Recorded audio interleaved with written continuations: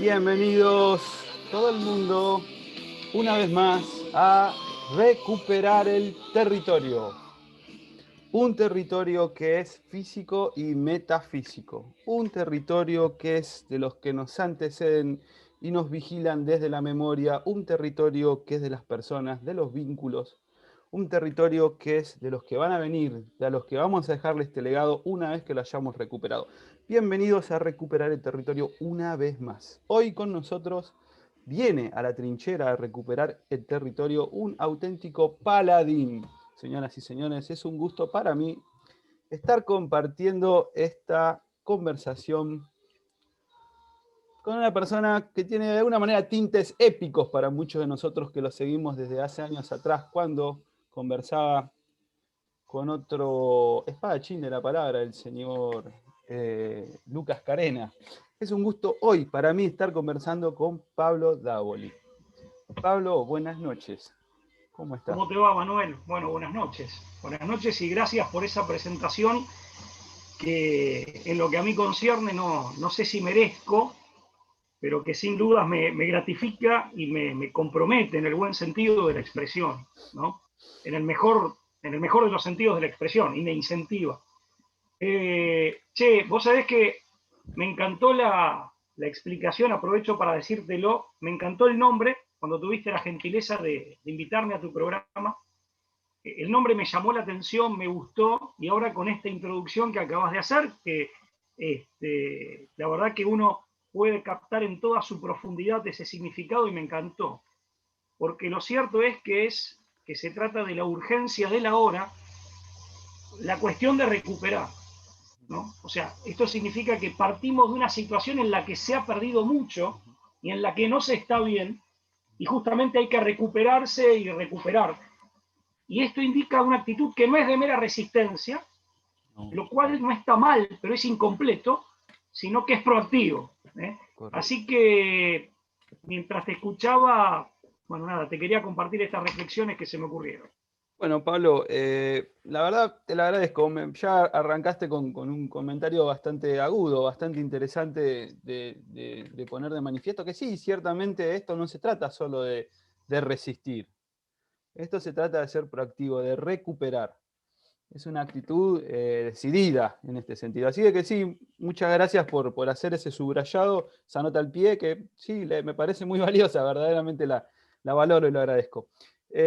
Bueno, me alegro de haberte dejado la vara alta y las botas grandes entonces, para que te sientas compelido a llenar ese lugar que te he dado.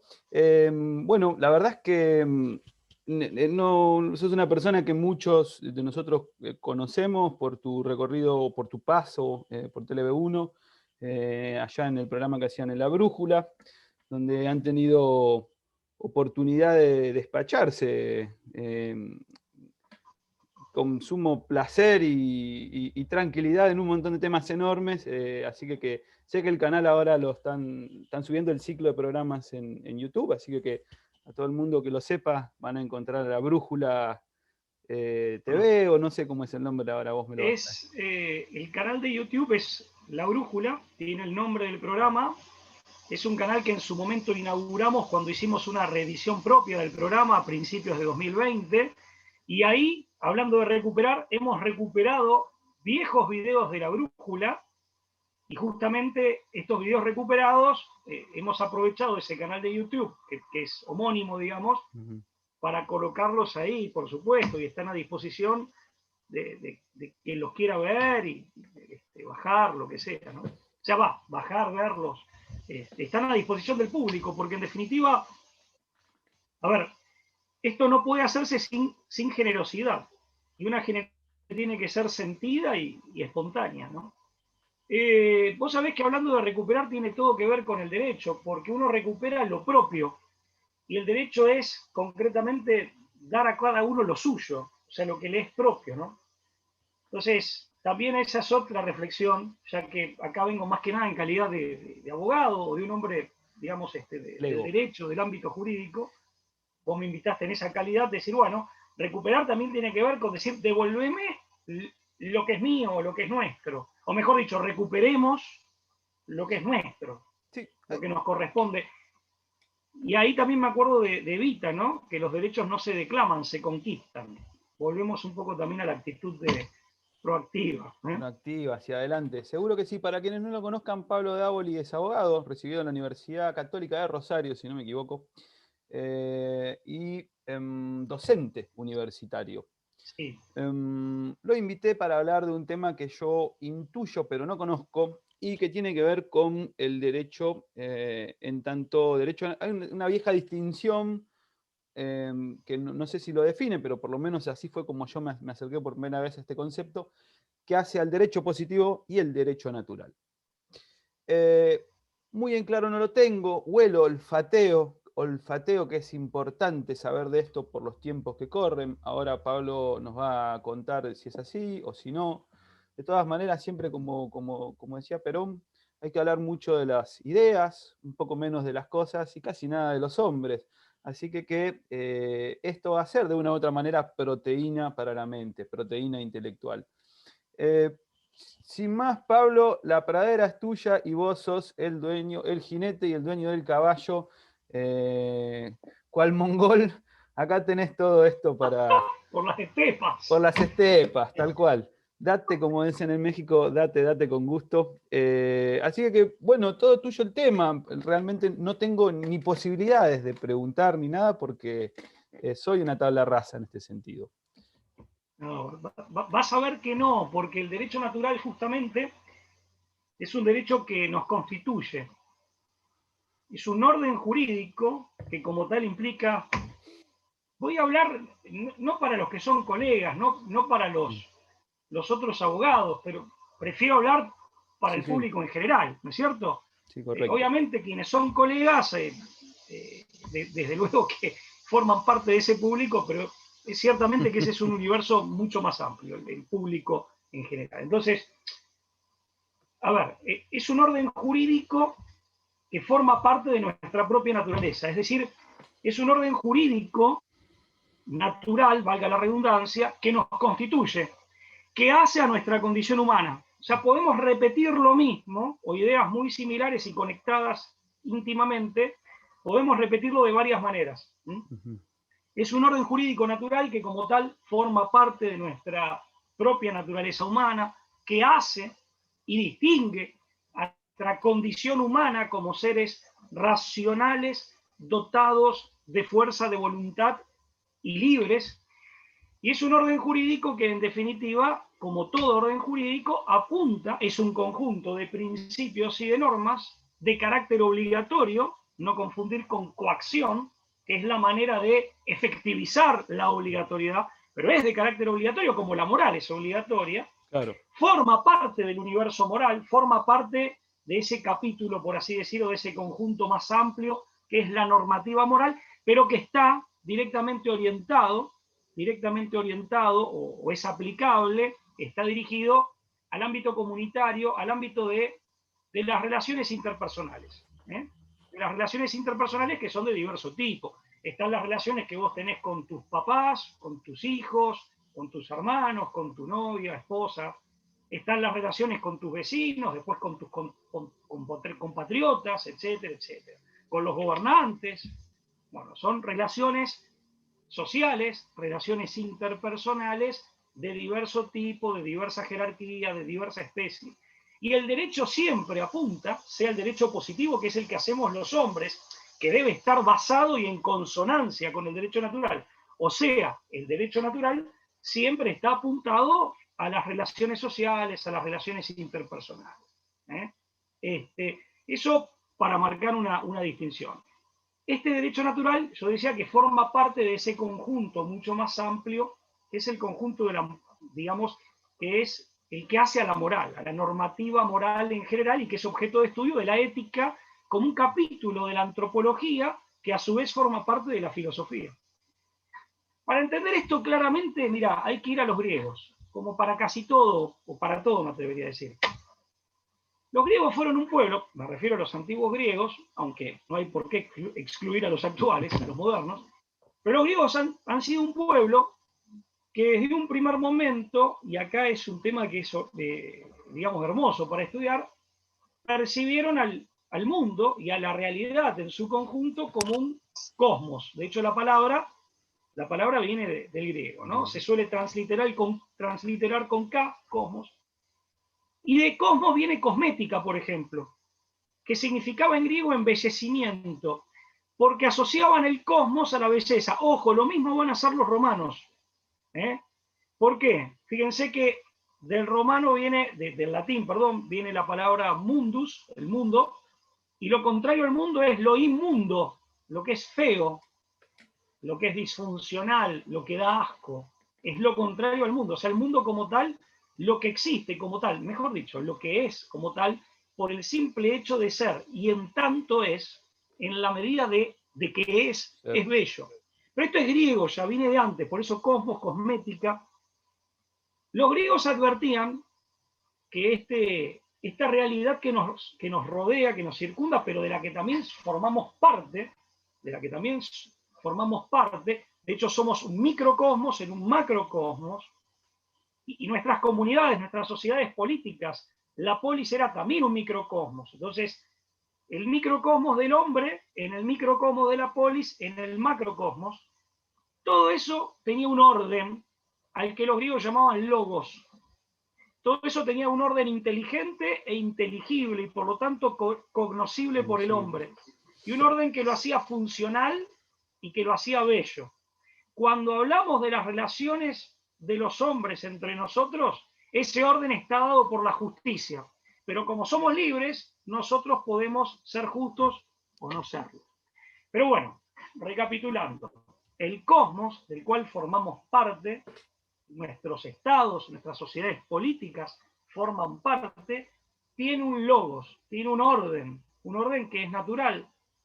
Ese orden natural es un orden funcional, bueno y bello, y desde luego verdadero. Y ese orden natural tiene como dos grandes capítulos. Yo acá estoy resumiéndolo mucho. En griego, y por lo menos tal como se entendían estas palabras en determinados siglos, no siempre, pero en determinados siglos, physis, de ahí viene física, físico, y nomos, de ahí viene norma. Physis es el orden cósmico, el orden de la realidad, el orden del mundo, en lo tocante a lo que no es consciente, a los seres que no están dotados de razón ni de voluntad y por lo tanto no tienen libre albedrío. El nomos es la norma, sería ley física. Insisto, esto no fue siempre exactamente así, pero fue en determinados momentos del proceso de evolución del pensamiento griego y de la cultura, porque esto estaba en la cultura popular, muy importante. Esto no era una cosa de intelectuales con sus libros y bibliotecas, esto estaba en la cultura popular. Obviamente que los intelectuales eran los que, digamos, aportaban, ¿no? Sí, precipitan esto y lo llevan por ahí a palabras más concretas, o delinean los conceptos. Efectivamente. Y el nomos es la parte de ese orden natural, que está referida, la norma, más que la ley física, que está referida a la conducta humana. Y ahí distinguimos nosotros, bueno, y está dentro de la conducta humana lo que es social, lo que hace las relaciones interpersonales, lo que hace la vida comunitaria, lo que hace la vida pública, y lo que es conducta humana, en donde uno decide, me porto así, me porto así, me porto bien, me porto mal, pero que está referido ya al ámbito de la intimidad, que ahí ya es específicamente o estrictamente moral y no es jurídico. Lo otro sí, ya siempre tiene un basamento moral, una sustancia moral, pero es jurídico. Así se explica el derecho natural. Por eso cuando vienen los profesores, me parece a mí que así se puede explicar, al menos de manera sumaria, y creo que clara, cuando los viejos profesores decían que es una ley inscripta en el corazón del hombre o la naturaleza humana, está muy bien, pero hay que aclararlo en este contexto más amplio. Y depende siempre de esta idea del logos. Fíjate que logos también se traduce, o se puede traducir como palabra o verbo. Y de hecho las referencias a Cristo como el verbo de Dios, evangélicas, en el griego, que es el idioma en el que están escritos los evangelios, aparece como el logos de Dios. Cristo es el logos de Dios.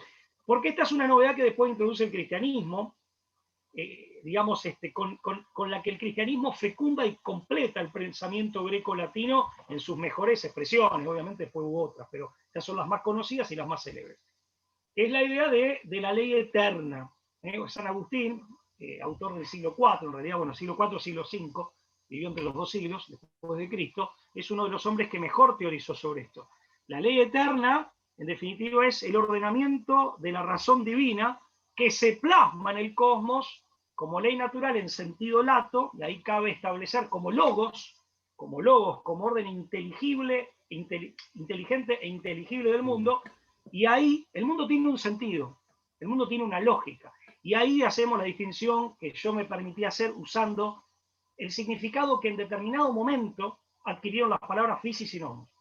Physis, la ley física, la ley que rige, digamos, los procesos en los que intervienen o de los que forman parte los objetos, los objetos que carecen de razón, los entes que carecen de razón, y nomos como norma, entonces la moral, y más específicamente aplicado a las relaciones interpersonales, sociales y comunitarias, el derecho. En realidad, la ley natural ya en sentido estricto como ley jurídica natural. Después los abogados ya no decimos ley natural hablando de la ley jurídica natural. ¿Cuál es la sustancia de lo jurídico? Lo justo. Por eso la ley positiva, que Santo Tomás de Aquino, ya estamos ahí en el medioevo, terminando ya casi el medioevo, en realidad en el punto culminante, el punto más alto, estamos hablando del siglo XIII, Tomás de Aquino define la ley natural sobre la base de, obviamente, de pensadores anteriores, como la ordenación de la razón. Ahora es la razón, la ley positiva, perdón, ahora es la razón humana, sancionada por autoridad legítima, por autoridad competente en orden al bien común. Pero siempre la ley positiva, que viene del latín, significa lo opuesto, que lo pone el hombre, es para hacer aplicación concreta, específica, circunstanciada, en orden al bien común, de la ley natural, que es la que forma parte de nuestra propia naturaleza. Acá la clave es, en todo esto que estoy diciendo, es la idea de orden. Por eso el pecado es un desorden y es factor de desórdenes. El mal es agente de desorden. Y la corrupción, y esto explica al mal en el hombre, el proceso de corrupción, de corrompimiento, si se me permite la expresión, tiene que ver con perder la forma, perder el orden. Por eso el mal no tiene sustancia propia. Muy importante. Yo quiero aclarar algo a nuestros amigos del público. Todo esto parece muy teórico. Y en cierto sentido lo es, pero primero es algo muy real. Lo que pasa es que está en la profundidad de la realidad, en el meollo, en el corazón de la realidad, en el carozo de la realidad.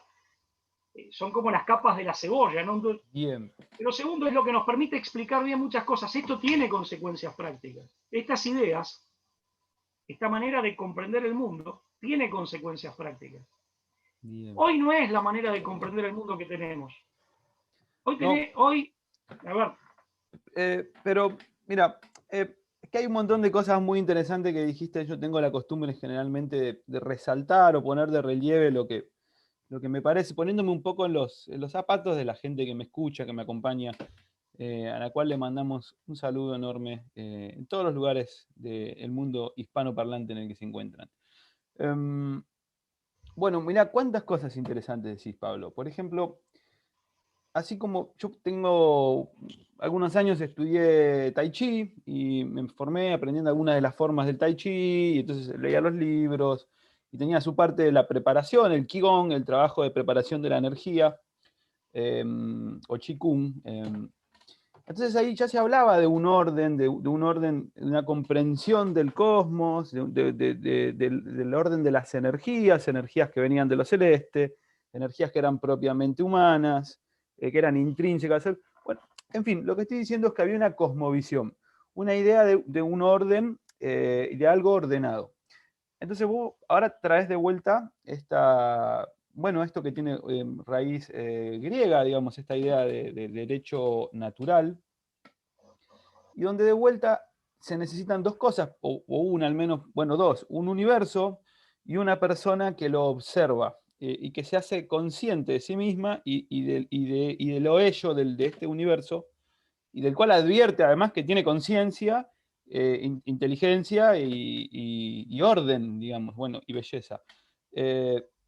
Entonces digo, se empieza a tramar esta idea, ahora vos me corregís y me vas diciendo, por acá sí, esto no es tan así. Esta idea que entonces uno puede comprender de alguna manera de primera mano este orden natural que tiene el universo. Entonces, vos también me hablaste de que hay dos, digamos, aspectos a tener en cuenta. El physis, el análisis de la materia, de lo que no tiene conciencia humana, de los cuerpos celestes, de la biología, etc. Y el nomos, de donde viene norma, de donde nos vamos a regir, donde vamos a hacer esta extrapolación, este resonar, en lo vincular con esta idea trascendente del universo de alguna manera. Bueno, esto tiene sentido cuando uno escucha que dicen, por ejemplo, que en el derecho actual, el derecho positivo, el derecho vigente, se presume que todos conocemos todas las reglas y normas Positivas. positivas, claro, lo cual Las que dicta el hombre. las que dicta el hombre, que son 20 y pico mil en el caso argentino, más regulaciones, o sea, no tendría mucho sentido. O sea, pero claro, esto podría cobrar otro sentido si uno tiene esta otra vara de resonancia que hace a este derecho natural, que es humanamente cognoscible, que es de alguna manera intrínseco a la inteligencia o al ser humano.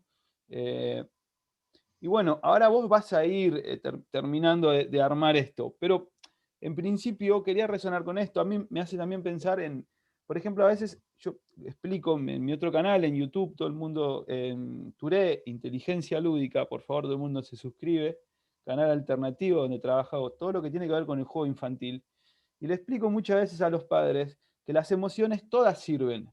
Entonces siempre doy el ejemplo de alguien que había ido a comprar una lavadora o a averiguar precios y la chica que lo atiende le dice, eh, bueno, eso lo puedes averiguar por internet. Y mira el teléfono así y no le quiso dar una especificación técnica en un lavarropa.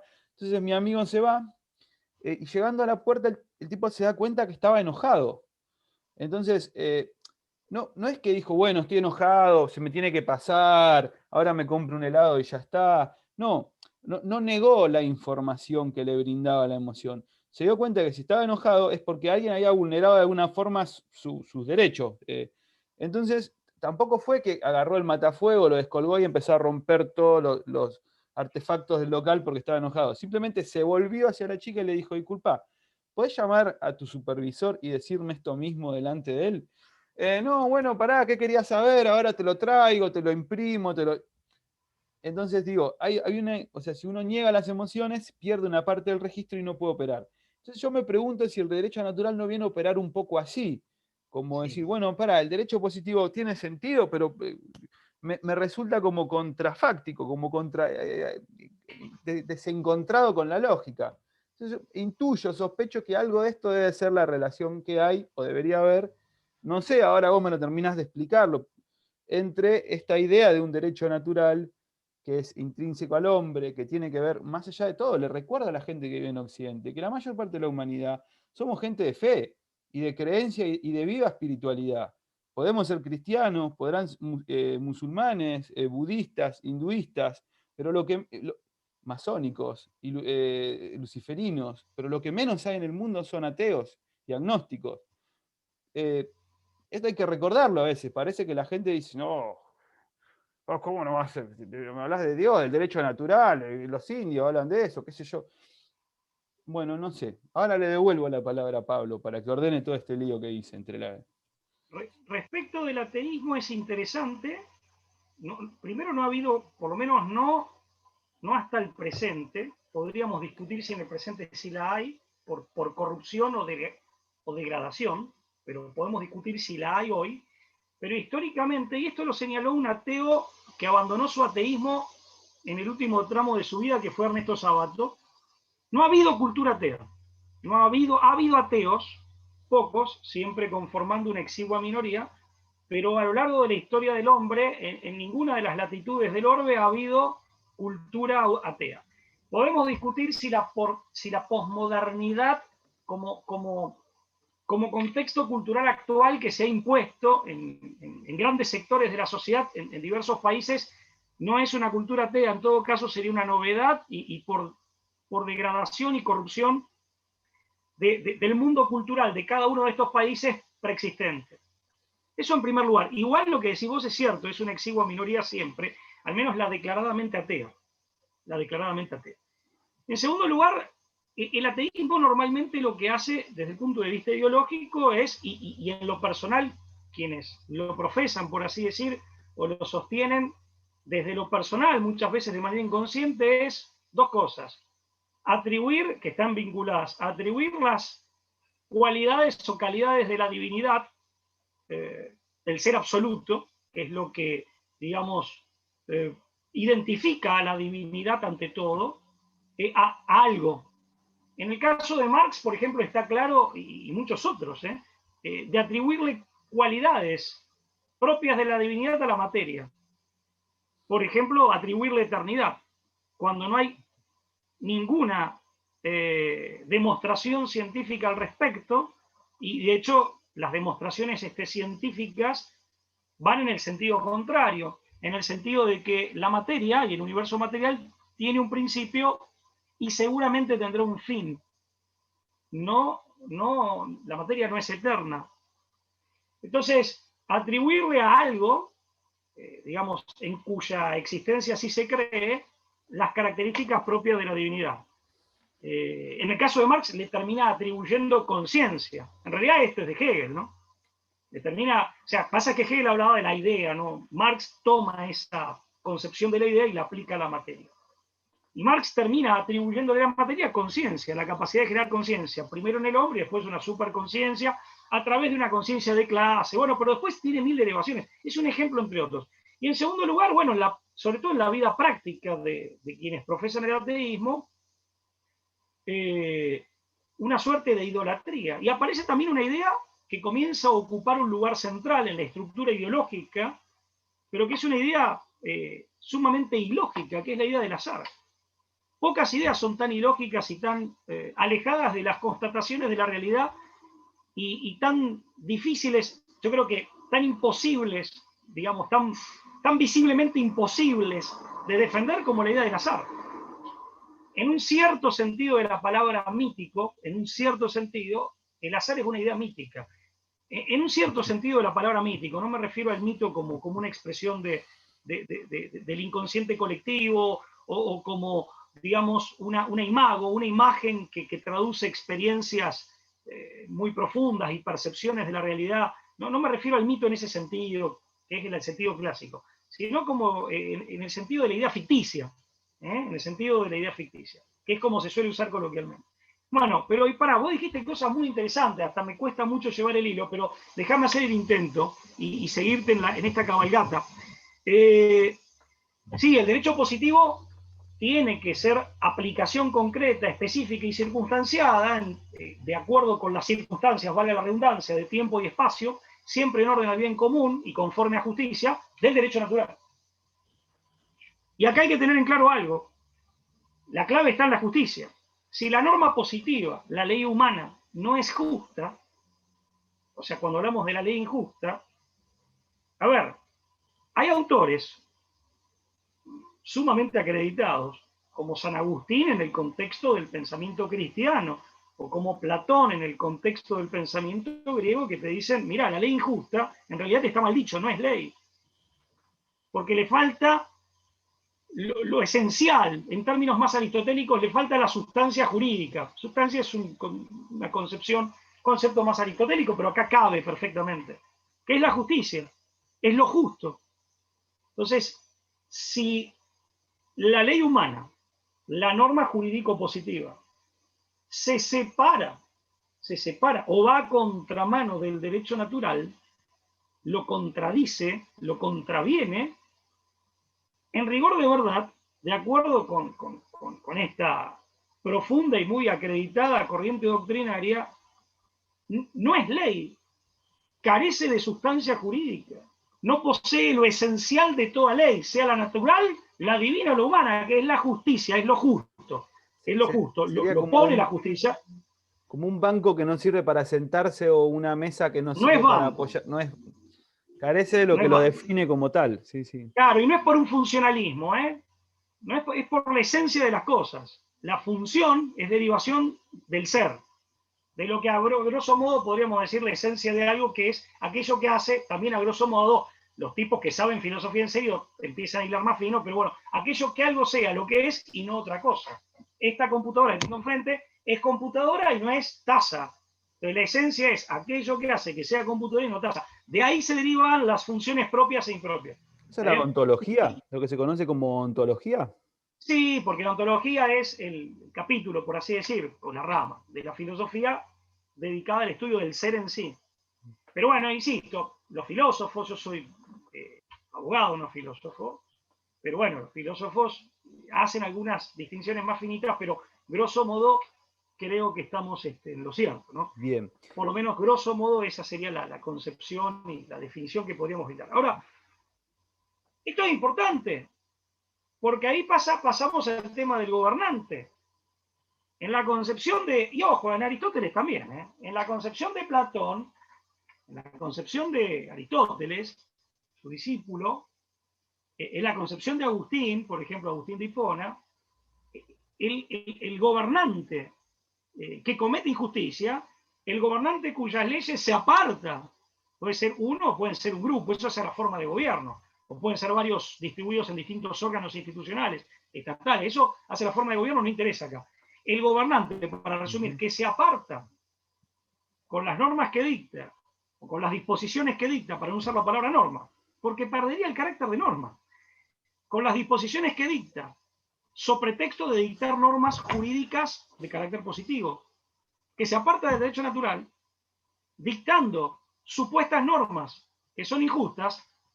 En realidad, esas disposiciones no tienen carácter jurídico, no tienen naturaleza jurídica y por lo tanto no son normas, parecen, son imposturas, sino que el propio gobernante se convierte en un impostor. No es gobernante, es alguien que detenta y ejerce poder, pero carece de autoridad. Si carece de autoridad, no es gobernante. Platón llega a eso y dice, hay que combatirlo.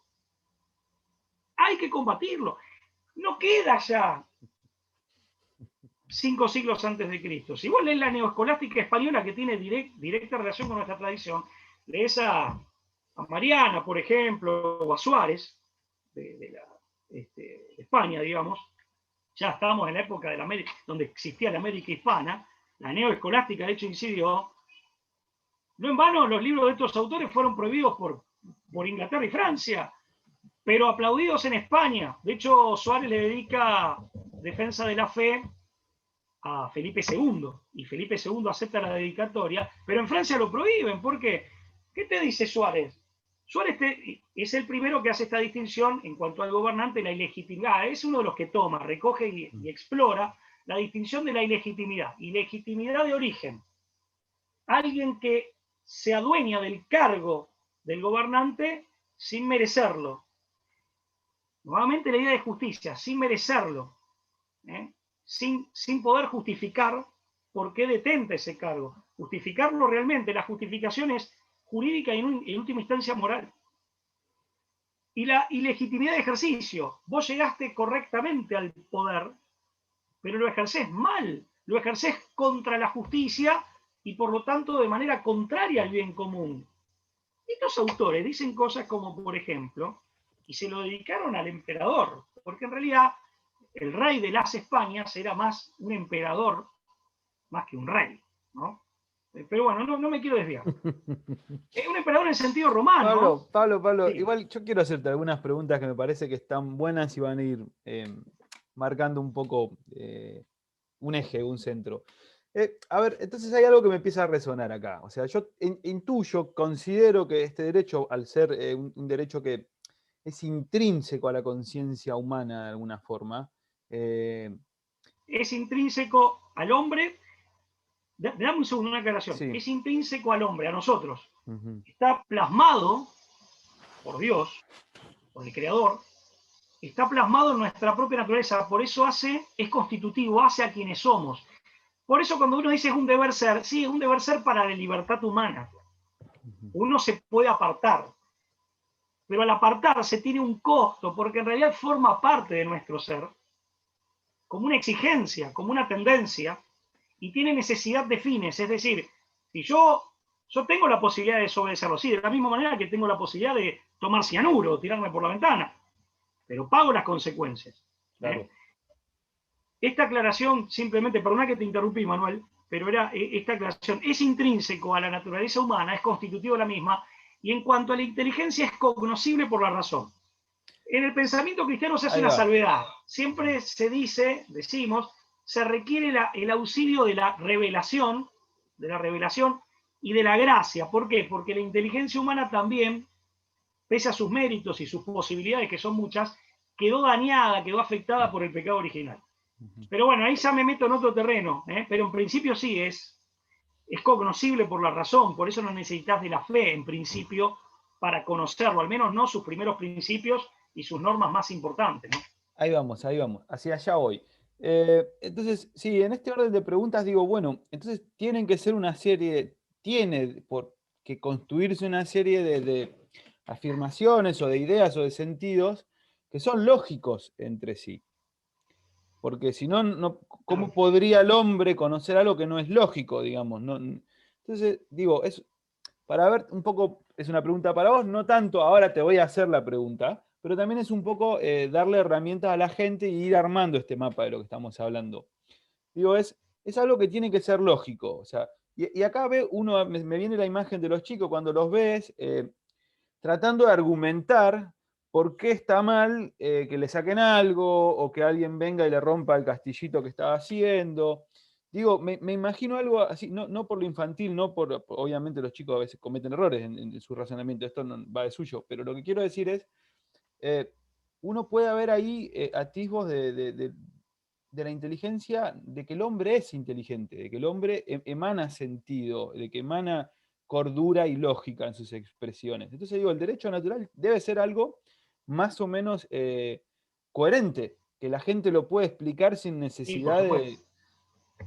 Entonces lo segundo que digo es, ok, Pablo, bueno, una primera pregunta es, ¿hace falta ser religioso? ¿Hace falta ser cristiano para acceder al... Entendería que no tiene sentido, porque si no todo lo que vengo diciendo no puede ser. Pero a su vez digo, bueno, ya van 2000 años de nuestro Señor Jesús, 2000, casi 100 años, 2021 vamos. Y habrá habido tiempo de que un montón de sociólogos o de antropólogos hayan ido pasando por distintos pueblos del mundo y habrán visto que este derecho es igual, se da, no. ¿Cómo es esto? ¿Qué se sabe al respecto? ¿Qué me puedes decir al respecto? Y la tercera, que te la digo y ya las respondes todas, trabajás tranquilo. Sí, por favor, sí. La tercera es, ¿cómo hago yo para darme cuenta? A ver, Pablo, discúlpame, pero la verdad estoy un poco achicharrado con el cerebro por el celu y la PC. Yo le pongo onda a lo que dice Manuel, me gusta, me cae bien, pero hacémela más fácil, viejo, porque si no, me tapo con el bozal y pido más cuarentena y ya fue. Digo, entonces, ¿cómo hago? ¿Qué es esto el derecho natural, Pablo? ¿Cómo lo puedo morder? ¿Cómo muerdo este búfalo? Querido amigo, lo que dijiste último tiene una actualidad terrible. Todo el pensamiento moderno, que en gran medida consiste en la negación del logos, todo el pensamiento moderno de base racionalista e iluminista, que después se hace positivista y tiene impacto directo en el derecho a través de Kelsen, es un pensamiento anti-logos. Primero porque lo desconoce y segundo porque esa mentalidad moderna trabaja en base a contradicciones y en base a la ilogicidad. El orden natural como tal es lógico porque la lógica forma parte del mismo, parte sustancial del mismo. Por eso es coherente y es armónico y por eso es bello y bueno. ¿Está bien? Porque el griego tenía una estética de la ética y de lo jurídico también. Es decir, el comportamiento es bello. Cuando era bueno decía que eres bello, a él le entraba por ese lado. El romano le entró por el lado, no, es bueno y es justo, entonces le entró por el lado de lo jurídico. Pero al griego le entró casi que por el lado ni siquiera de la filosofía, originariamente por el lado del arte. Le entró porque era un comportamiento bello. La belleza es el resplandor de la verdad y la verdad es buena. Es el resplandor del bien, eso lo dice Platón. Lo repitió Gaudí, pero lo dice Platón. Es el resplandor del bien. Pero bueno, vamos por parte, porque hay muchas cosas para decir y es interesantísimo lo que vos dijiste. Entonces, sí, es un orden coherente, Es lógico porque la lógica o la normatividad lógica forma parte de este orden cósmico, que es la ley eterna en términos cristianos, que proviene de la razón divina del Creador y está plasmada en hombres y cosas, está plasmada en el mundo. Y tiene esos dos grandes capítulos, Fisis, yo me permití decirlo así, Fisis y Nomos, y dentro de Nomos, el universo moral, que tiene la parte estrictamente personal y la parte jurídica que atiende a las relaciones sociales, comunitarias, bueno, público ya es más restringido, pero también queda abarcado, interpersonales, que es más amplio, ¿bien? Esto por un lado. Por otro lado, el tema es, por eso el mal es factor de desorden. Y el desorden en sí es un mal que afea al mundo. Y por eso el mal no tiene sustancia. El mal es la corrupción de aquello que es bueno y bello porque se desordenó intrínsecamente. Se corrompió. Mira, el que trabaja bien el concepto de corrupción a nivel psicológico es, que aparte era doctor en psicología, aparte de teólogo, filósofo, poeta, es Castellani, el padre Leonardo Castellani. Esto te lo recomiendo. Voy a lo que decías. Si el logos, y el derecho natural forma parte del logos, ¿no? Ya hicimos todo el cuadrito. Si el logos es un orden inteligente e inteligible en principio, el derecho natural, por lo tanto, que forma parte del mismo, también es cognoscible por la razón humana, con dificultad y posibilidad de error, y a veces incompletamente. ¿Por qué? Porque la naturaleza humana, y nuestra inteligencia no escapa a esto, la inteligencia humana ha quedado afectada, en parte, por el pecado. Esto en términos cristianos.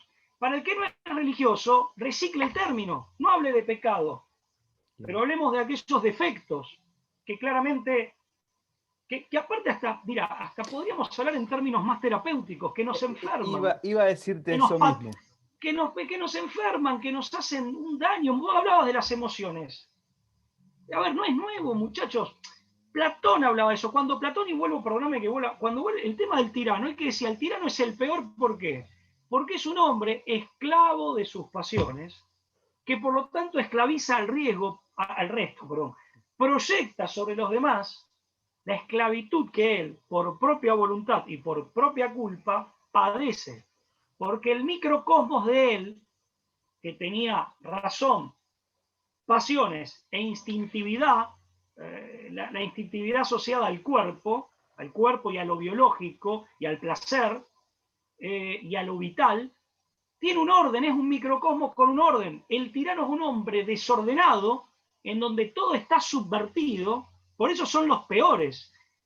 Él es esclavo de sus pasiones, no gobierna su razón y por lo tanto esclaviza a los otros. Y ojo que Platón, al igual que San Agustín, no son hombres que te van a decir que las pasiones son malas, ¿eh?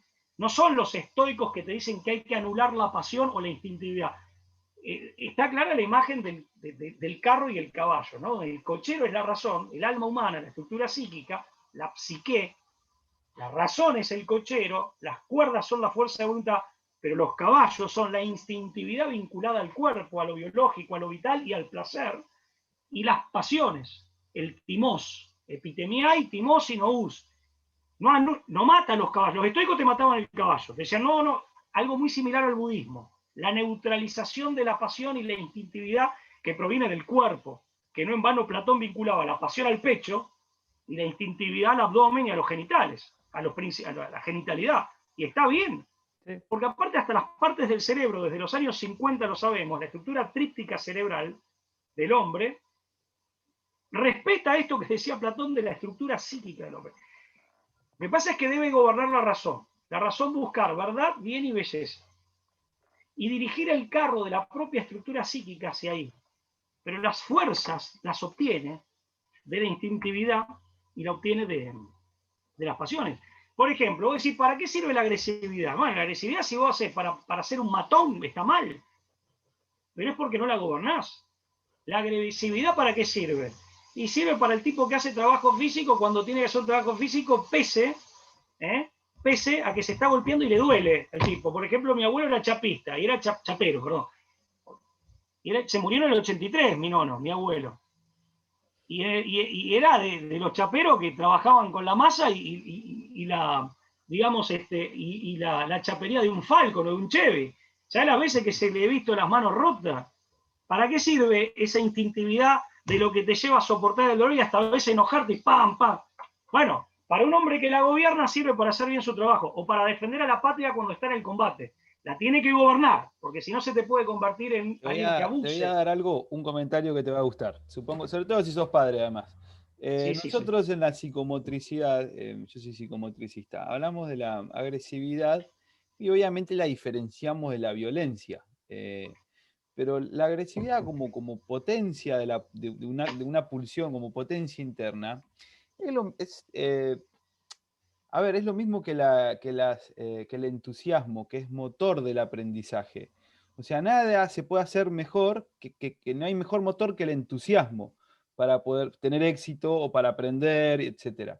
Y bueno, algo de la potencia vital tiene una relación totalmente estrecha y directa con la agresividad que tiene que ver, que es una respuesta natural del ser humano, que tiene también su anclaje en la anatomía del sistema nervioso.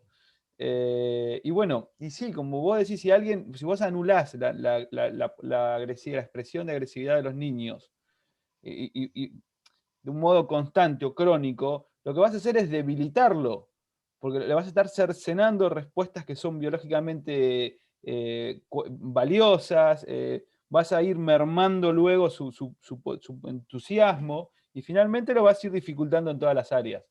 Le sacás una potencia, vos lo definiste muy bien, es una potencia. Y eso coincide perfectamente con lo que decía Platón, también lo dice Agustín.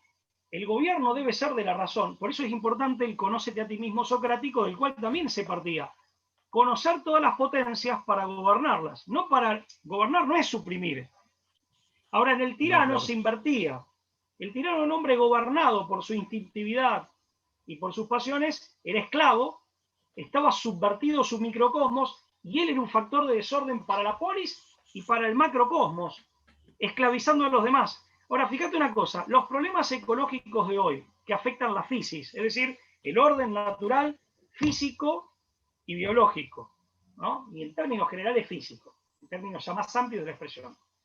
En el fondo, es por el apartamiento del hombre del nomos, porque son el resultado Claro.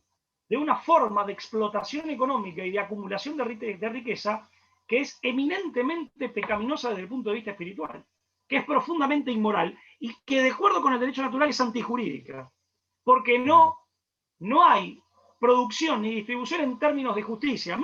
A veces me dicen, che, hay que hablar del impacto, hay que hablar de economía y derecho. Sí, lo primero que tenemos que saber es que cuáles son las relaciones económicas justas, tanto en términos de producción, como en términos de distribución, como en términos de inversión o lo que fuere. ¿Cuál es la justicia en las relaciones económicas y por lo tanto cómo deben configurarse esas relaciones económicas?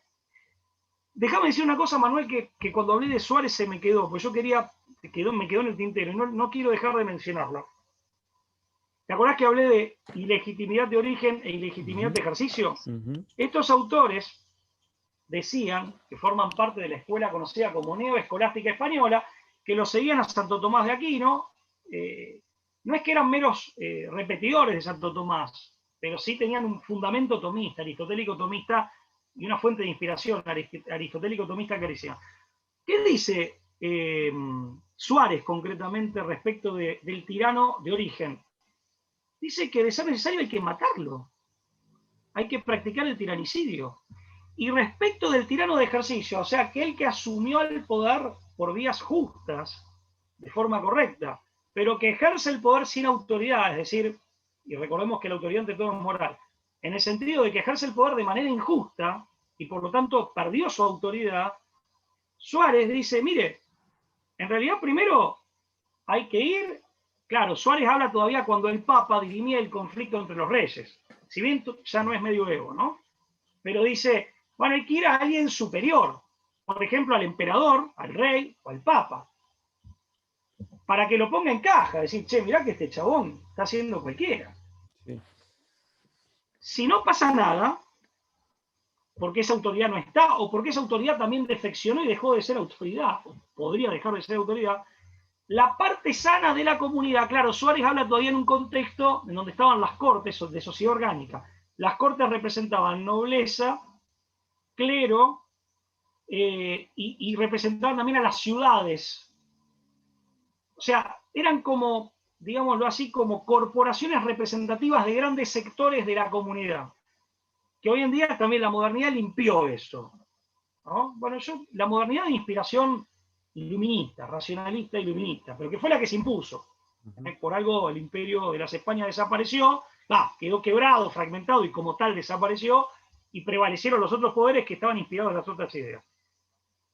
Si no, estos sectores organizados institucionalmente de la comunidad, del pueblo, diríamos, lo pueden matar, dice.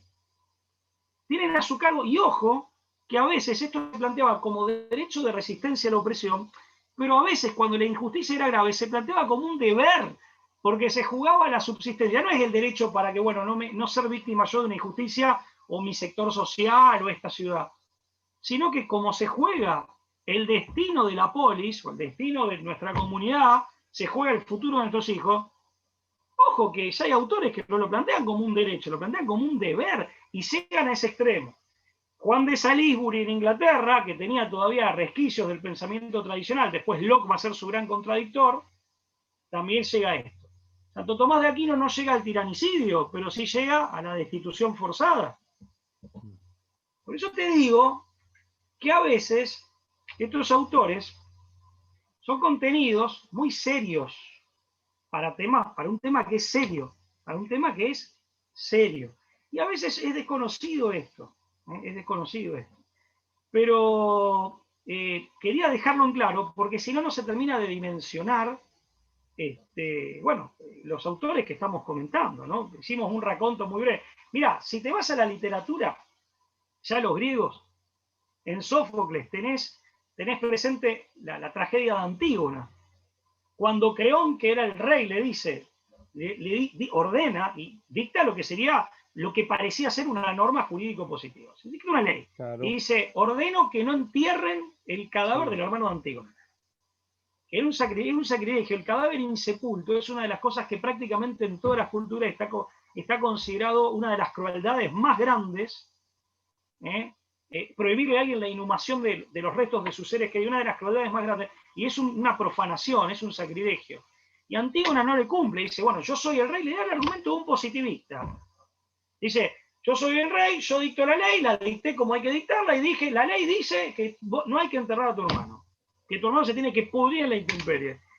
Y Antígona, ¿qué le responde? Antígona le responde, la hermana de la víctima, le dice, por encima de tus leyes están las nomos. Son las leyes de los dioses, porque en los griegos decían, en el mito, después los filósofos explican de otra manera, pero en el mito, popularmente decían, los dioses enseñaron a los hombres las nomos se convirtieron en costumbre, que es otra fuente del derecho, que son las temis, que era norma positiva ya, pero no en una ley escrita, sino en la costumbre. ¿Vos te das cuenta de eso? Entonces, por encima de tus leyes están las leyes de los dioses. En parte esto, salvando las distancias, se repite en San Pedro, en sus cartas. San Pedro dice, hay que obedecer la ley humana, pero primero está la ley de Dios. Y hay casos, por ejemplo, hablemos de otro inglés, pero hablemos bien de un inglés ahora, el patrono de los abogados, Santo Tomás Moro, Saint Thomas More, que fue amigo de Enrique VIII, Lord Chancellor, y termina ejecutado, en cara y ejecutado, cuando Enrique VIII hace las que ya sabemos que hizo, ¿no? Que se separa de Roma, se casa con Ana Bolena, bueno, todo eso. Funda la iglesia anglicana. Y la frase famosa de este hombre, que aparte tiene una cualidad muy interesante, nunca perdió el sentido del humor. Hay un librito muy bueno de él, Palabras de animación, que tenía mi papá cuando yo era chico, que él lo escribió estando preso, un tipo que había sido Lord Chancellor del reino, Lord Canciller.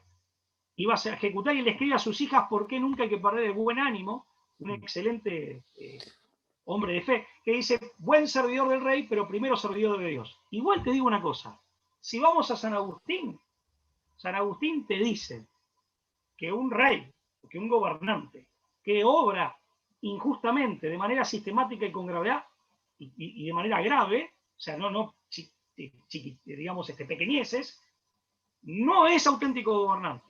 San Agustín llega a decir que los regímenes políticos injustos son grandes latrocinios, no se distinguen de una empresa de piratería, lo hace sistémico, Y la ley injusta no es ley. Está mal dicho ley injusta, no es ley. Eso ya está en Platón. Es Está un en oxímoron. Agustín. No, sí, un oxímoron, o un pleonasmo, ahora no sé. ¿Qué aplicaría mejor? Pablo, mira, varias cosas te quiero decir. Mientras que vos hablabas, primero cuando me hacías esta referencia al libro de Tomás Moro que escribía sobre la importancia de no perder el humor, esperando su ejecución, no pude evitar recordar el libro La conjura de los necios de John Kennedy Toole, libro que recomiendo siempre, donde Ignatius Reilly, el personaje, recomienda un libro que es la consolación por la filosofía. Y bueno, yo creo que un libro es bueno cuando uno, después de leerlo, todavía se acuerda y se da cuenta de cosas y se ríe. Yo había pasado como un año cuando entendí por qué era tan gracioso que le hubiera regalado justamente ese libro, La consolación por la filosofía. Nada, un comentario, una nota al pie para la gente que le guste la literatura, porque realmente es un libro que vale la pena leer. Bueno, y lo que yo pensaba cuando te escuchaba, digo, bueno, ok, o sea, Pablo está hablando claramente de una cosmovisión cristiana, si se quiere. Bueno, trae esta raíz, trae esta impronta, pero digo, alguien podrá pensar, bueno, pero ¿qué? ¿En el mundo musulmán algo de esto se podía ver? También pensé en el caso, digo, bueno, finalmente nosotros venimos de la tradición romana, de la legislación romana, de base romana. Pero bueno, ¿qué pasa con otros modos jurídicos, digamos, de administrar o de construir justicia, como es el caso de los ingleses, que sí que tienen una legislación consuetudinaria? ¿O qué pasa con otros pueblos, como puede ser el caso bueno, de Medio Oriente o más allá? Bueno, pero mientras que lo pensaba y vos respondías algo de esto, ya me adelantaste, porque la tradición no sé si equipara, pero tendría bastante parecido con el derecho natural. Déjame que te diga algo que no dije, Sí, claro. que es muy importante.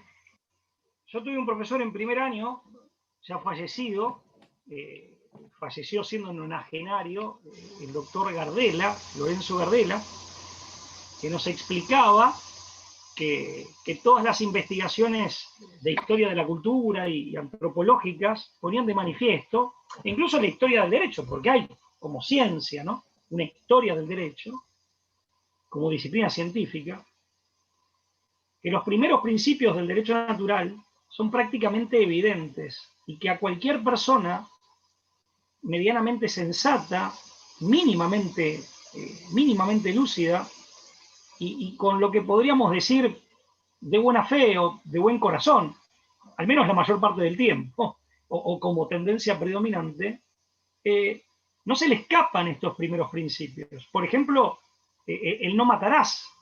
O sea, todo el mundo sabe que dar muerte por el simple hecho de hacerlo, o por codicia o por ambición, ¿eh?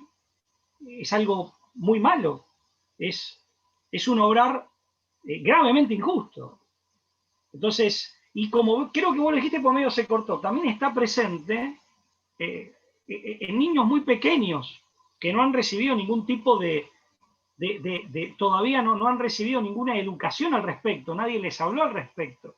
Hay una suerte de sentido común que desde luego la ideología, una emocionalidad que quedó muy perturbada por determinadas experiencias, ciertas adicciones pueden deteriorar ese sentido común, pueden estropearlo, pueden anularlo.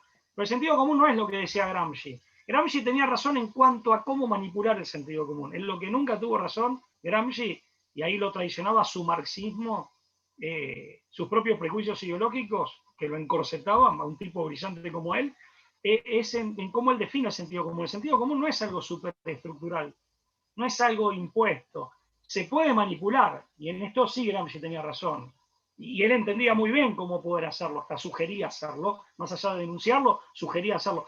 Pero en realidad el sentido común no es lo que decía Gramsci, es algo que realmente traemos con nosotros como un cierto sentido de la realidad, porque es el que nos permite captar una esfera o una dimensión de la realidad, que en este caso tiene que ver con el cómo debemos comportarnos, cómo está bueno que nos comportemos, y cuán gratificante es hacer el bien o ver que otros lo hacen y a veces uno mismo siendo el beneficiario de la buena obra del otro. No tanto por los efectos utilitarios, beneficiosos desde un punto de vista utilitario, sino porque uno se siente receptor del respeto, del cariño del otro. Cuán agradable es cuando el otro te ofrece a través de un determinado, de una determinada conducta, de un determinado accionar que puede ser muy sencillo, pero cuán agradable es para toda persona que está emocionalmente sana, la experiencia de cuán agradable es y cuán edificante es ser, digamos, receptor de una buena actitud del otro, de un reconocimiento del otro, de una muestra de respeto, ni hablar un gesto de cariño. Entonces, bueno, Lorenzo Varela decía, en todas las culturas, si uno ve, por ejemplo, me acuerdo del código de Hammurabi, lo esencial está, el código de Hammurabi en todas las culturas está, lo esencial está, después, bueno, ya hay cuestiones más difíciles, por eso los grandes autores, los filósofos del derecho distinguen 3 niveles, los grandes principios y después 2 niveles más del derecho natural, que son niveles de mayor especificidad y de aplicación de los grandes principios a cuestiones muy complejas.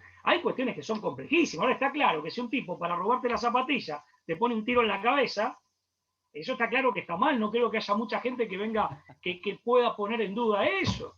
U otra cosa, o un tipo que llega al poder y ejerce el poder para enriquecerse él,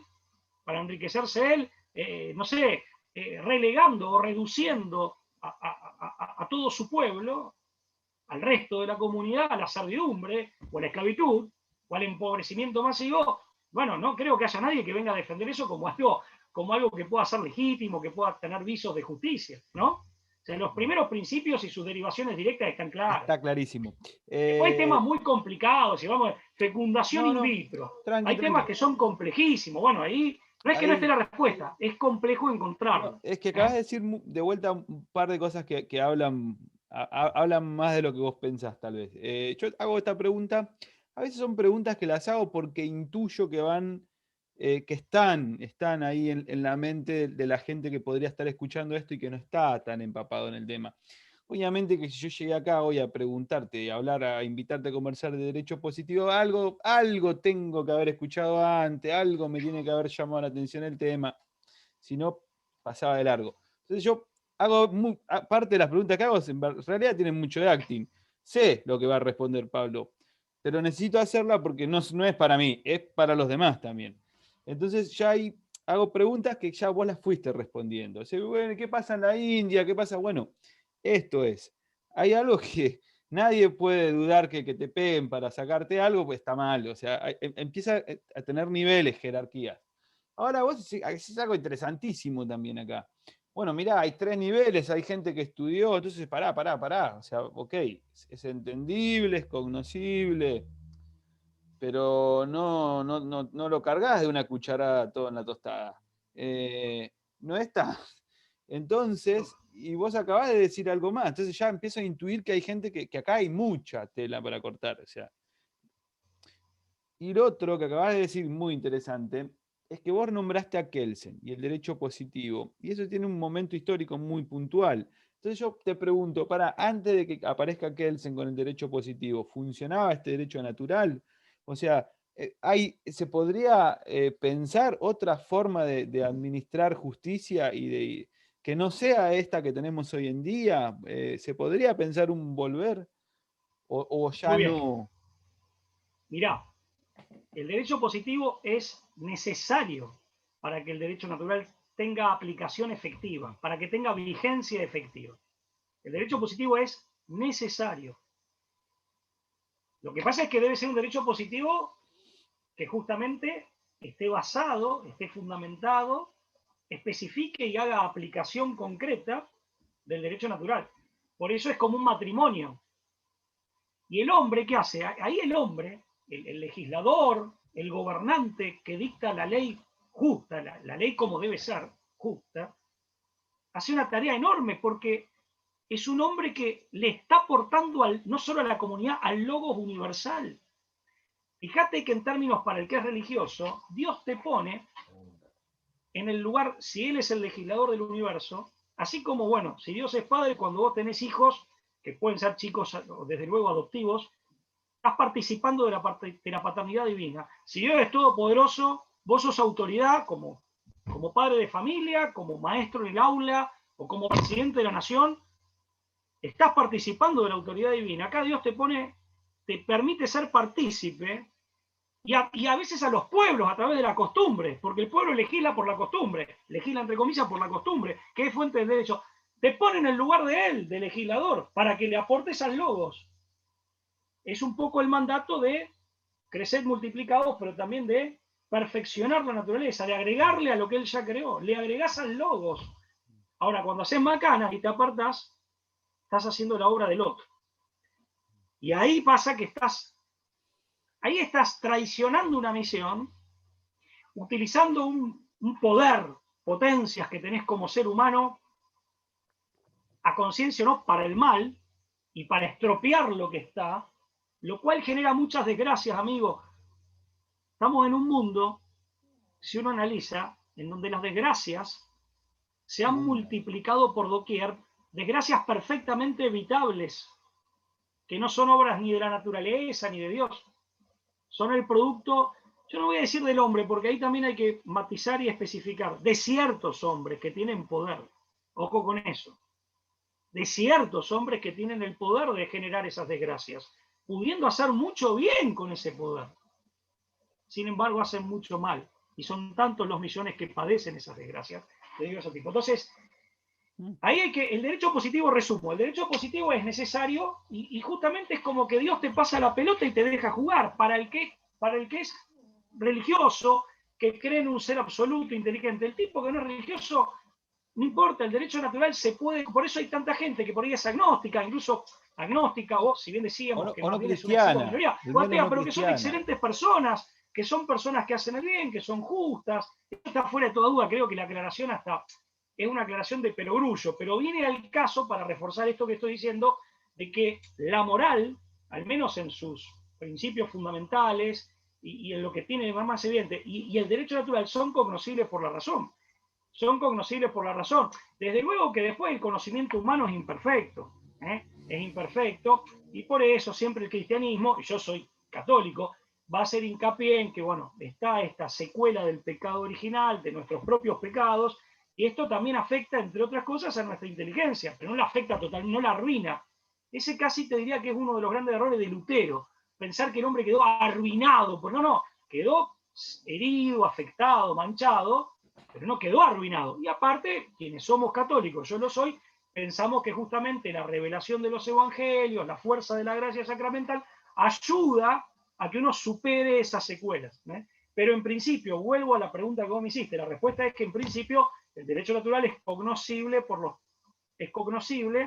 al menos en sus verdades más evidentes, por el simple uso de la razón. Sí, Y ahí, sienten Manuel, que se articula con digo, el las derecho culturas positivo. dan muestras de esto, y la gente común da muestras. Los chicos vos lo dijiste muy bien, los chicos dan muestras de esto. Un chico advierte la injusticia. Vos sabés que aparte está demostrado que, bueno, está más demostrado por la violencia, pero cuando son injusticias que normalmente terminan en una violencia, hasta cerebralmente hay una reacción. Hay un repudio del alma que incluso tiene un correlato que se puede medir en ciertas partes del cerebro en la reacción de rechazo, en un sentimiento que cuando se traduce en violencia física es muy similar al rechazo que te genera el asco. El asco.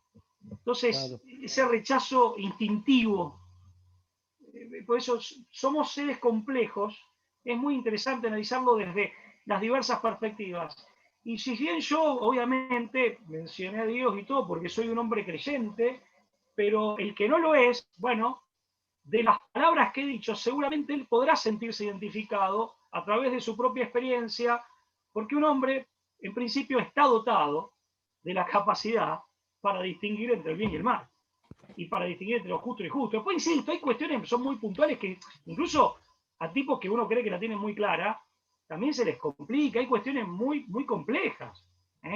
Pero en términos generales, y siendo los casos, digamos, que se presentan en la cotidianeidad, o para la generalidad de los casos, el sentido y la conciencia de lo justo y lo injusto es algo que está, digamos, al alcance, sí, al o alcance, que forma sobra, parte sí. de lo que puede hacer cualquier ser humano, salvo que esté profundamente corrompido, o que esté muy enfermo, o que esté muy enfermo. Sí, sí, sí. Pablo, buenísimo. ¿Qué decir? Eh, Algo que me parece interesante. Pablo, vos, yo le ponía una pregunta a en el flyer de la conversación, ¿y para qué nos sirve esto en los tiempos presentes? Bueno, obviamente que voy intuyendo ya un montón de cosas en relación a para qué sirve esto en los tiempos presentes. Eh, Digo, ¿cuánto necesita la gente? A ver, que paremos un poquito la pelota y digamos, bueno, a ver, todo esto que está pasando, ¿en qué momento deja de tener relación con el derecho natural, si se quiere? ¿Se puede encerrar una persona en una sala de tratamiento médico y incomunicarla, por ejemplo? ¿Hasta qué momento hay? ¿Cuándo se pierde la relación entre las normas? Digo, por ir pensando, yo puedo negarle a alguien, no sé, transitar libremente porque, no sé, pues no le hizo P, siendo que no presenta ningún otro signo o síntoma que sea preocupante. Son mis primeras conclusiones de qué estoy haciendo con esto que Pablo me dejó hoy acá como regalo, que son todas estas interpretaciones y reflexiones acerca del derecho natural y el derecho positivo. Pero Pablo, vos que tenés un poquito más del ojo afinado, explícame, ¿se te ocurre algo más para agregar a mi respuesta o para decir, ¿para qué nos sirve el derecho positivo y el derecho natural hoy en día, digamos? El derecho positivo es necesario, pero solo es necesario, pero al servicio del derecho natural. Y solo tiene sentido y cumple con su función si no se olvida del derecho natural. Si se olvida del derecho natural, no solo no cumple con su función, la traiciona de hecho, sino que además no es auténtico derecho. Al menos según una corriente doctrinaria de miles de años y con muy buenos autores sosteniéndola, que dicen ni siquiera es derecho, parece derecho, pero es una impostura, no lo es una caricatura, no lo es. Entonces, derecho positivo y derecho natural son como un matrimonio, son como un matrimonio. El derecho natural como tal, mientras haya hombres, seres humanos quiero decir, varones y mujeres, mientras haya seres humanos, desde luego que el derecho natural va a ser, como es parte constitutiva de quienes somos y hace a nuestra condición humana, y es uno de los elementos que nos guía y que nos orienta para cumplir con nuestra propia finalidad como entes que estamos dotados de razón, nunca va a pasar de moda, nunca va a dejar de ser un tema, es perenne, o sea, siempre forma parte de nosotros mismos, cumple una función en nuestra propia naturaleza, hace nuestra condición humana, nos guía para cumplir el destino al que estamos llamados, es uno de los elementos que nos guía para cumplir con el destino de bien y de felicidad al que estamos llamados. Entonces, sí, nunca va a pasar de moda, nunca va a dejar de ser un tema o nunca debiera dejar de ser un tema. Cuando nos hemos olvidado de él, hemos protagonizado grandes tragedias. La modernidad, el proyecto moderno ha fracasado por esto. Terminó en los campos de concentración, en las bombas atómicas o en estas cosas tan raras de que, so pretexto de cuidarte, te hago miércoles. Y en estas grandes contradicciones de la modernidad, porque la gente de la modernidad es anti-logos, a conciencia o no. Claro, es No antilogos. tiene Sí, la sí. concepción del orden inteligente, inteligible, coherente, armónico, bello, justo en lo que hace a las relaciones humanas, en lo que concierne a. Entonces, y por eso el hombre moderno ha sido un sembrador de contradicciones. En lo económico, capital y trabajo. En las relaciones interpersonales, hombre-mujer, viejo-joven, todo lo ha pensado y lo coloca en términos de contradicción, no en términos de complementación y de mutuo reforzamiento y de mutuo apoyo. Entonces, y hoy en día sí, querido Manuel, porque justamente estamos en un mundo que perdió la brújula, y no porque Lucas y yo no estemos haciendo el programa momentáneamente, Estamos en un mundo que perdió la brújula. Kelsen nos dijo, el positivismo jurídico nos decía, como Creón, mientras la ley la dicte quien la tiene que dictar, ley humana, tenga el contenido que tenga o apunte a donde apunte, hay que respetarla igual. Obediencia ciega. Una obediencia ciega que, como decía el padre Castellani, como tal es inhumana. No es compatible con la dignidad humana. Claro. Obsta al hombre cumplir con su misión, con la misión personal de cada uno y con la misión que el hombre como humanidad tenemos, el nosotros que somos la humanidad. Es una obediencia inhumana y deshumanizante. ¿Cuál es la reacción? La tendencia a la desobediencia. ¿Cuál es la reacción? El leviatán. Tenés que obedecer por el miedo o la demagogia. O te compro, o te chantajeo, o te manipulo por la seducción y el marketing, o te amenazo y te asusto. El leviatán. Está pasando Eso hoy. es lo que hemos olvidado.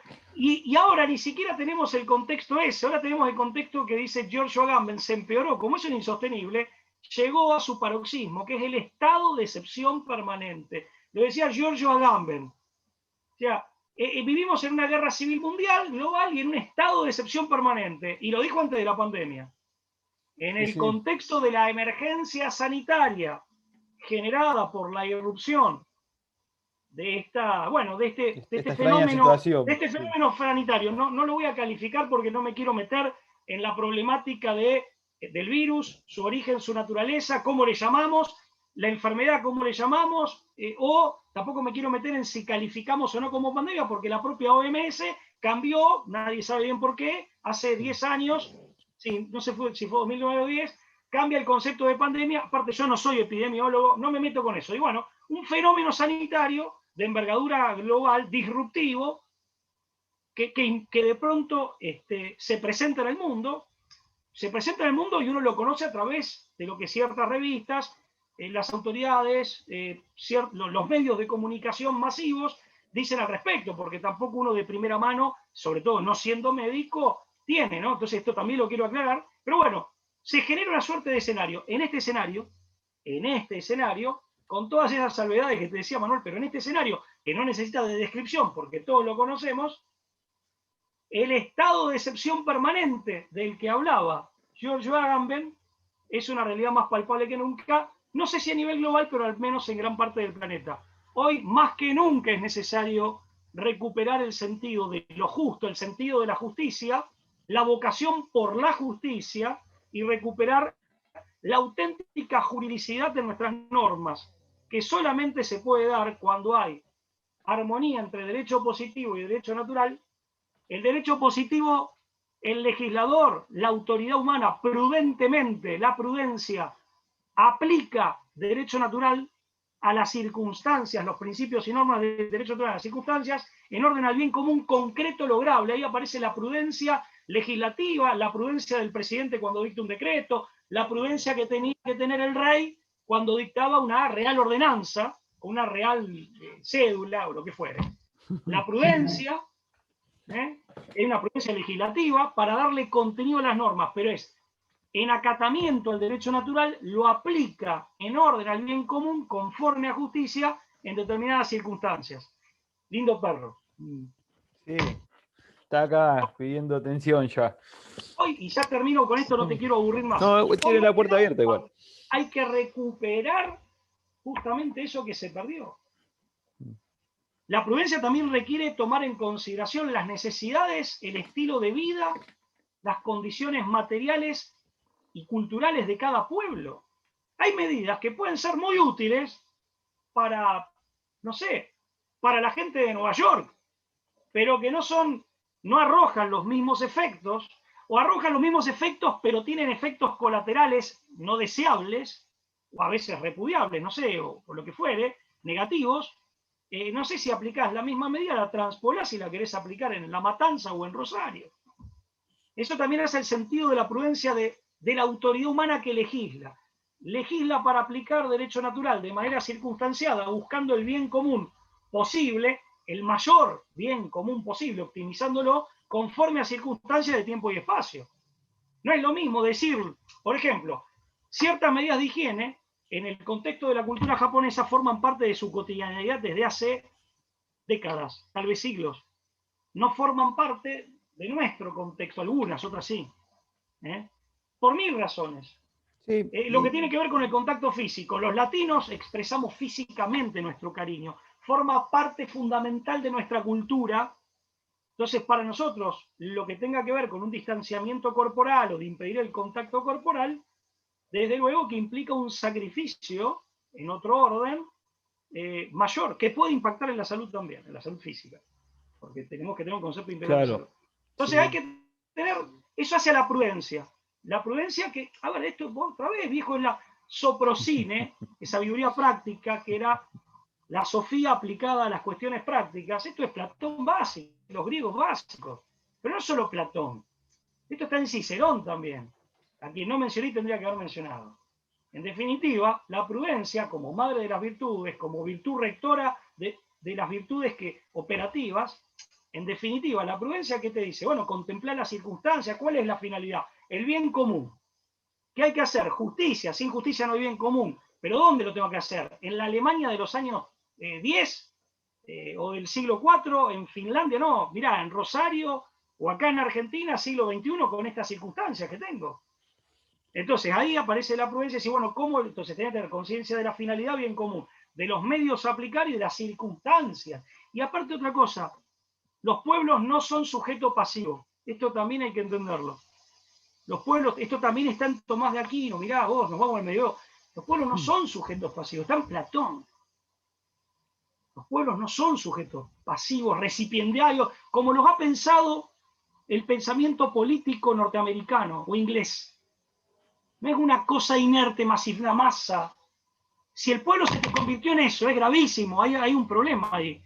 Y si se convirtió en eso, tenemos que salir de eso. Y un buen gobernante va a ayudar para que el pueblo no sea masa informe, objeto de manipulación o que espera, sino que es un pueblo que acompaña, que está activo, que tiene sus organizaciones. Perón habla de las organizaciones libres del pueblo, lo de libre lo enfatizado.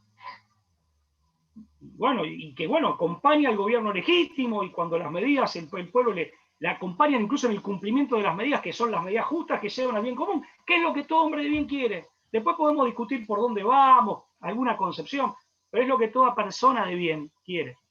Así que no, tiene más vigencia que nunca, estimado amigo, y a nivel global, me atrevería a decir, a nivel global.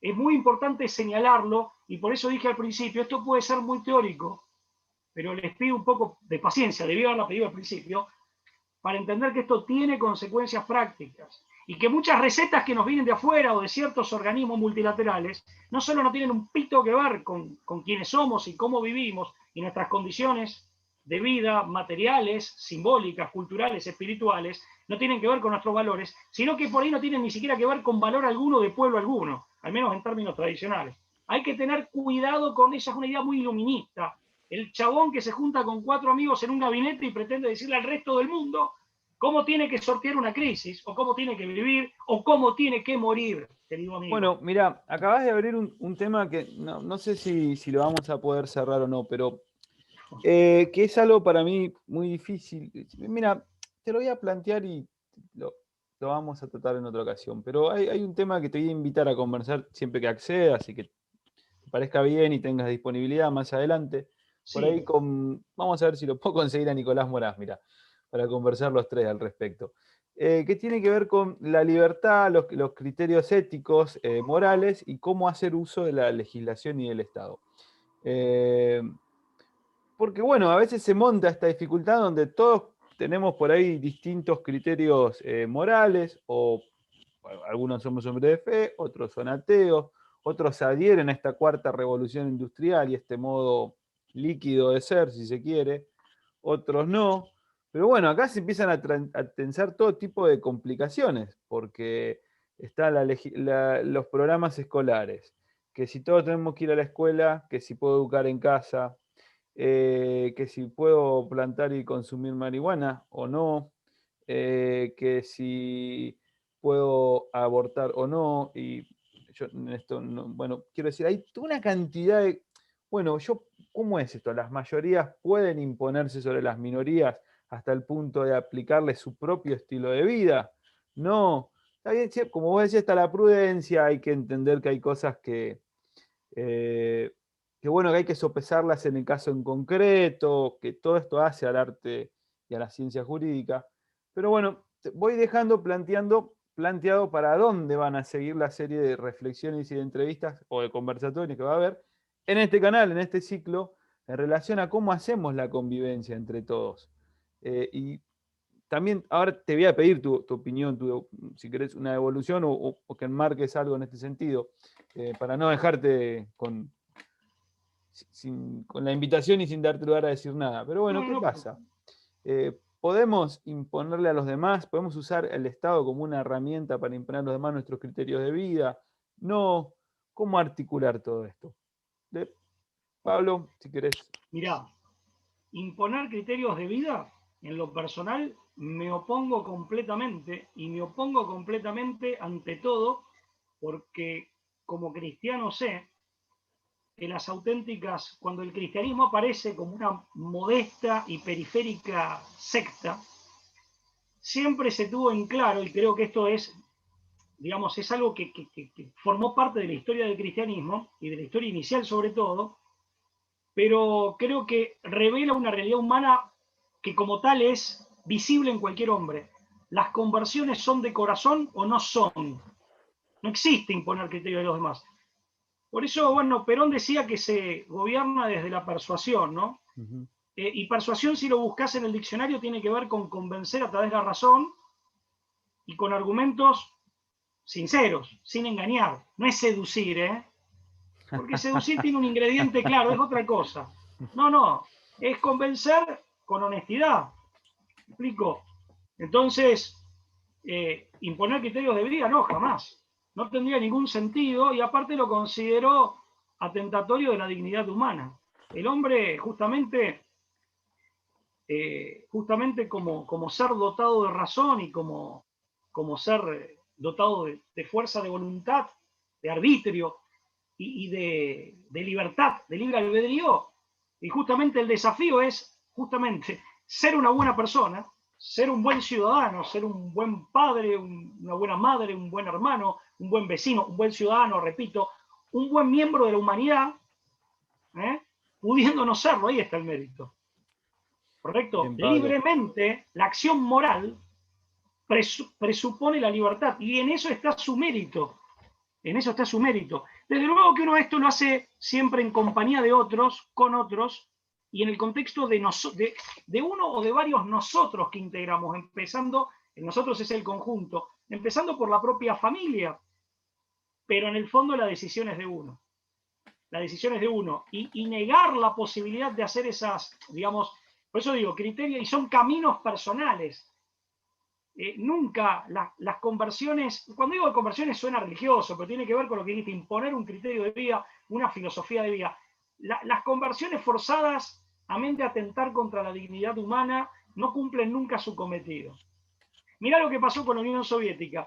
70 años machacando, mandando a la gente a los campos de concentración, matando, torturando, adoctrinando chicos, haciendo que denuncien a los padres. Apenas se fueron los comunistas, la Iglesia Ortodoxa Rusa salió de la ceniza, como el ave fénix. ¿No? Seguro. Sí, lo No, que imponer pasa criterios de hoy, vida hoy no, sí. no funciona así, no funciona así, Bien, Manuel. Esa es bien. mi modesta opinión improvisada, pero bueno, siempre esta es la frescura de los diálogos, ¿no? En donde justamente no está guionado, pero también está el atractivo del diálogo ahí. Bien, Esta es una breve respuesta que se me ocurre ahora. está excelente, Pablo, porque estoy empezando. Mira, hace poco Miguel Yanolfi me decía, la verdad hay que darla con dosis homeopáticas. Una frase que tomó de un escritor español. Bueno, de un editor español. Bueno, es tardísimo, es tardísimo. Cronos es implacable con nosotros. Son las 00:14 minutos. Me fue volando.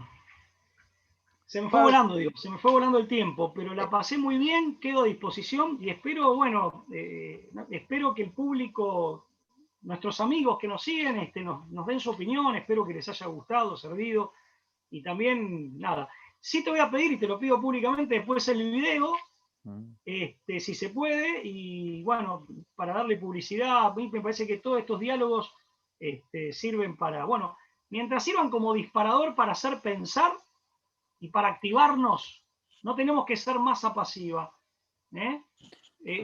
Es importante, tenemos una misión que cumplir, la tenemos en forma individual y la tenemos en forma comunitaria. Y cuando digo comunitaria hablo de las sociedades menores, empezando por la familia, sigo por la propia patria, la propia nación, en nuestro caso la patria grande, Hispanoamérica, sumamos obviamente a los españoles, los argentinos los sumamos a los italianos, y hablo de los hombres en general, hablo de los hombres en general. Tenemos una misión que cumplir, no estamos en esta vida al cohete. Vos dijiste una frase de Ianolfi, dijiste una frase que él tomó de un autor español recién, es Sí, la verdad. sí. Debe ser suministrada en dosis homeopáticas. Bueno, eso dependerá también del momento, etc.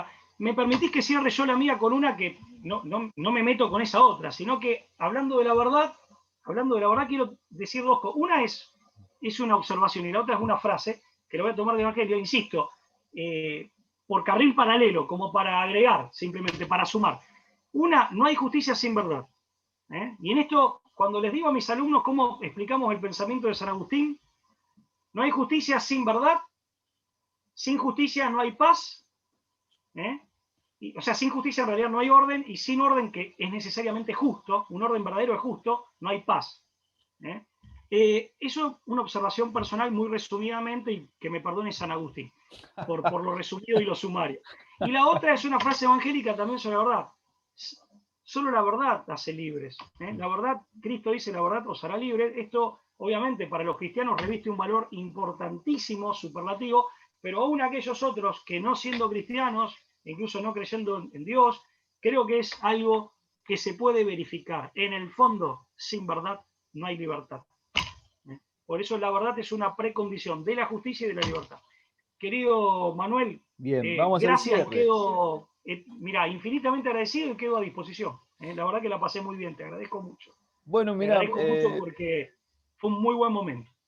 muchas gracias, Pablo. Hay dos frases, una que dice que el silencio es el aplauso del cocinero, y yo voy a tomar que cuando los invitados dicen que se les pasó el tiempo volando, eso lo voy a tomar como un signo de que todo estuvo bien, entonces, en orden, en armonía, en paz. Esta vez no le di el agradecimiento habitual a los mecenas de este canal, a la gente que hace posible, aunque no alcance, pero acompañan con su esfuerzo para que sea posible, que yo esté hoy acá conversando con Pablo y no tenga que estar haciendo otra cosa, como por ejemplo cuidando cajas, que tenga disponibilidad energética y mental para llegar a esta hora de esta conversación, que haya tenido el tiempo y poder sostener la agenda. Entonces, para la señora Liliana Ubífero, para el señor Fernando Raciga, para la María Laura Tropiano, para Richard Lusterberg, para la familia Eguíbar y para el señor Ariel Soto, mi agradecimiento. Usted que está del otro lado ya sabe, cuando las cosas son gratis, el producto es usted. Yo podría ponerle publicidad de bancos y gente que no me gusta, porque ya pasé los mínimos 1000 suscriptores, pero no lo voy a hacer. Entonces, por favor, si puede, acompáñeme con una suscripción de 300 pesos o 1000, si está en el exterior, de $1 en adelante, por 6 meses o un año, para que yo me sienta acompañado en este proceso de estar acá dándole. Sepa también que pronto, más temprano que tarde, YouTube me va a echar por los contenidos que estoy subiendo en mi canal, así que búsqueme en Odyssey o en Libri TV, como Recuperar el Territorio. Ahí estamos mudando la tierra libre de Israel para nosotros los productores de contenido independiente. ¿Qué más decir? Espero que hayan disfrutado tanto como yo esta conversación con Pablo Dávoli, que sabía que era una persona que tiene luz propia y que no hacía falta más nada que dejarlo hablar. Bueno, quería traer a alguien que nos ayude también un poco a romper este escozor, esta falta de claridad que se arma por momentos con todo esto para mucha gente. Sepan que existe esto, un derecho que de alguna manera es intuitivo, que es primero, que es con el cual hay que resonar, que viene a ser nuestro resonar, como si nuestro sonar como si fuéramos murciélagos que van de noche. por ahora no mucho más que decirles. Esta semana, mañana, seguimos conversando con Richard Lusterberg desde Holanda para hablar un poco sobre los algoritmos de Mordor y cómo buscan, es una expresión mía, cómo buscan conquistarnos. Seguimos el jueves con el obispo Gorat de la Iglesia Ortodoxa Montenegrina, un amigo, un referente y un compañero. Debemos estar hablando de cómo tiene que presentarse el cristiano en la vida política. ¿Tiene que buscar el reino de Dios o qué? O la ciudad. Bueno, yo no hablo griego, no me voy a arriesgar. Vamos a dejar que Gora el jueves empecemos a tomar este tema. Y el viernes seguimos con los compañeros de Social 21 La Tendencia hablando un poco sobre economía de equivalencias. Así que de todo un poco esta semana. Como siempre les digo, por favor, con los ojos bien abiertos en esta larga noche oscura que pronto, muy pronto cuando llegue, que estamos esperando como ladrón en la noche, terminará. Y los oscurantistas habrán sido desterrados. Mientras tanto, a todo el mundo les pido y les deseo fuego, mucho fuego en sus corazones. Hasta la próxima entrega.